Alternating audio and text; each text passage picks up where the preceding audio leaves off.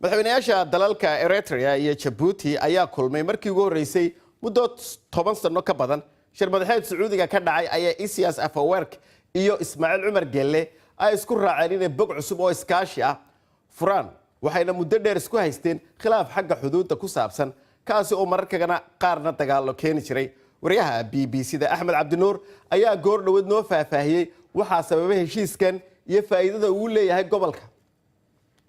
heshiiskan wuxuu ka dhacay magaalada Jidda ee wadanka Sacuudi Arabiya waxaana soo qaban qaabisay boqortooyada Sacuudiga boqorka joogay waxa kale oo joogay xogeeyaha guud ee Jamciyadda Qurumaha ka dhaxaysa Guterres oo isagu sheegay in uu rajaynayo heshiiskan inuu horseedi doono nabad waarta oo geeska Afrika ka dhacda. boqortooyada Sacuudigu dano ay ka leedahay arrintan wadanka Ethiopia haddaad tagtid waxaad arkaysaa markiiba saameynta Sacuudigu ku leeyahay garoonka diyaaradaha ee ugu weyn malaha Afrika hadda Bole International Sacuudiga maalgeliyay dhismihiisa iyo quruxdiisa iyo ballaarkiisa haddaad aragto waad la yaabaysaa.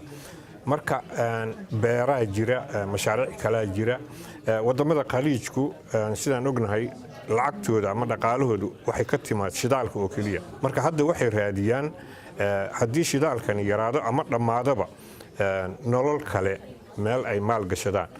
sidoo kale waxaan ognahay Sacuudigu in uu hore u heshiisiyay wadamada Ethiopia iyo Eritrea waantii halkaas ka bilaabatayna way ballaaratay Soomaaliya iyo Ethiopia, Soomaaliya iyo Eritrea, Ethiopia iyo Djibouti.